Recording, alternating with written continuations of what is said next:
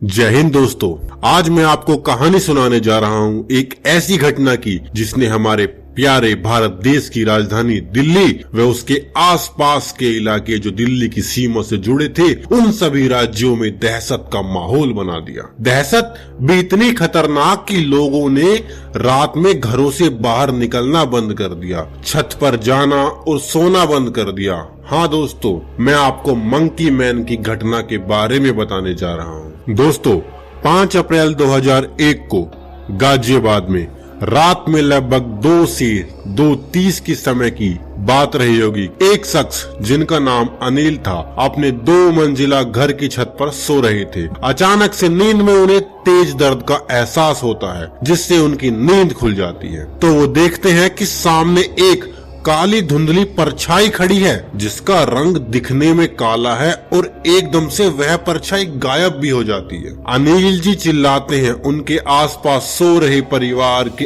अन्य सदस्यों की नींद भी खुल जाती है और वे भी सभी उठ खड़े होते हैं, पर आसपास देखने पर कुछ भी दिखाई नहीं देता। दोस्तों, उस परछाई को दिखने में आधा शरीर बंदर की भांति था और आधा इंसान की भांति था, जिसके शरीर पर लंबे बाल, बड़े बड़े हाथ और लंबे लंबे नाखून थे। अनिल जी के अनुसार उसकी हाइट भी लगभग 4 से 5 फुट के बीच थी। यह तो बस शुरुआत थी। इसके बाद राष्ट्रीय राजधानी के क्षेत्र जैसे दिल्ली, नोएडा, मेरठ, गाजियाबाद, गुड़गांव व फरीदाबाद आदि में अनेक स्थानों पर इस तरह की घटनाएं सुनी गयी। इस मंकी मैन ने लगभग 70 से ज्यादा लोकेशन पर अटैक किया जिसमें बहुत से लोगों को जख्मी कर दिया। कुछ लोगों का तो यह भी मानना था, यह भी उन्होंने बताया कि मंकी मैन 20 से 30 फुट की छलांग एक ही बार में लगा लिया करता था। इसके ज्यादातर किए गए अटैक में लोगों की बॉडी पर नुकीले धारदार हथियार से वार किया गया था जिससे उन्हें काफी बड़े घाव व खरोंचे भी आई थी। इस दौरान लगभग इसके द्वारा किए गए अटैक में 3 लोगों की मौत भी हो गई। इससे लोगों को सुरक्षा देने के लिए दिल्ली पुलिस को लगभग 3000 पुलिस जवानों की रात में उन सभी लोकेशन पर तैनात करना पड़ा जहां इसने अटैक किया था। लोगों में इसका खौफ इस कदर था कि रात को वे अपने पास हथियार रखकर सोने लगे। कुछ साहसी लोग रात को पहरा भी देने लगे। अगर किसी गली या इलाके में मंकी मैन के आने का शोर होता तो कई बार उन इलाकों में हवाई फायरिंग तक की आवाज सुनी गई।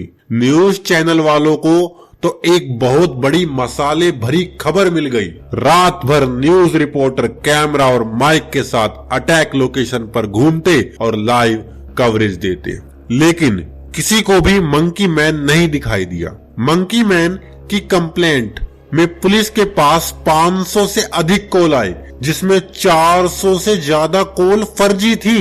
इनमें सिर्फ 60 कॉल्स को ही लगभग सही माना गया। इन सभी में सिर्फ 60 कॉल्स को ही लगभग सही माना गया और असल बात यह थी कि अप्रैल में गर्मी ज्यादा होती है, बिजली बहुत काटी जाती है जिससे लोग अपने घरों की छत पर सो जाते हैं, जिससे उन्हें बहुत परेशानी भी होती है। पर जब मंकी मैन के अटैक की खबरें सामने आई तो गवर्नमेंट में रात में अटैक वाले इलाकों में बिजली की सप्लाई बढ़ा दी। इसी को देखते हुए लोगों ने पुलिस के पास फेक अटैक के कॉल करने शुरू कर दिए, जिस कारण यह मुद्दा बहुत बढ़ गया, जिससे पुलिस की सिरदर्दी बहुत ज्यादा बढ़ रही थी। इसके बाद पुलिस ने अटैक से पीड़ित लोगों से बात की तथा स्केच बनवाए जिससे मंकी मैन को पकड़ा जा सके, पर पुलिस को कोई भी सफलता नहीं मिली। पुलिस ने मंकी को पकड़वाने के लिए 50,000 के इनाम की घोषणा कर दी, पर फिर भी पुलिस के हाथ खाली रहे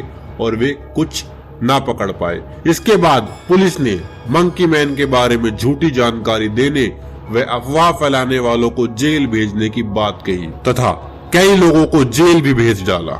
इसके बाद 25 मई के बाद से पुलिस को कोई कंप्लेंट नहीं मिली। इसके कुछ दिन बाद असम में इस तरह की कुछ खबरें आई तथा 1 साल बाद कुछ अन्य स्टेट से भी इसी तरह की खबरें मिलनी शुरू हुई, पर मंकी मैन कभी पकड़ा नहीं गया। इसके पीछे का मुख्य कारण सरकार ने यह माना कि जहां जहां अटैक की खबरें आई हैं, वहां पर गरीब तबके का एरिया बहुत ज्यादा है तथा लोगों में एजुकेशन की बहुत कमी है, जिससे लोग अंधविश्वासों के पचड़े में ज्यादा ही फंस जाते हैं। इसी कारण मंकी मैन का यह प्रकरण बहुत बढ़ गया। साइकोलॉजिस्ट डॉक्टर्स ने इसे भ्रम का कारण बताया। दोस्तों, वास्तव में इस तरह के केसेस को मास हिस्टेरिया का केस कहा जाता है, जिसमें लोगों को उन सभी बातों में बिलीव होना शुरू हो जाता है जो कि वास्तव में होती ही नहीं है। इसका दूसरा सबसे बड़ा रीजन प्राइवेट न्यूज चैनल था, जो उस समय डीडी नेशनल के बाद नए आए थे और अपनी टीआरपी के लिए इस केस को बहुत ही बड़ा चढ़ाकर बता रहे थे और लोगों में भ्रम की स्थिति बना रहे थे। उस समय लोगों को न्यूज चैनल पर बहुत अधिक विश्वास हुआ करता था और ऐसी खबरें न्यूज चैनल्स पर देखकर उनमें डर का माहौल बहुत अधिक बढ़ गया। सरकार ने इस केस की हर एंगल के साथ जांच कराई, जिसमें यह पता चला कि लोगों द्वारा की गई सिर्फ 59 कॉल्स ही सही हैं, जिसमें थोड़ी बहुत सच्चाई है। पर उनका क्या, जिन्हें चोट व खरोंच के निशान आए। इस पर दिल्ली के गुरु तेग बहादुर हॉस्पिटल के 2 डॉक्टर्स ने कहा कि चोट व खरोंच के निशान असली हैं, पर इस घटना को पूरा बताने के लिए उन्होंने भी मास हिस्टेरिया का सहारा लिया और कहा कि ये चोट भी उन्हें किसी ऑब्जेक्ट से टकराने से लगी थी, पर मास हिस्टेरिया के कारण उन्हें लगा कि यह अटैक मंकी मैन ने किया है। उनके अनुसार कुछ लोग वर्कलोड के कारण शाम के समय शराब व अन्य नशीली पदार्थों का सेवन अधिक मात्रा में करते हैं। नशे में वे कहीं टकरा जाते हैं तो कुछ लोग गर्मी के मौसम में सड़कों पर सोते हैं, जिससे उन पर कुत्ते व आवारा पशु भी हमला कर देते थे।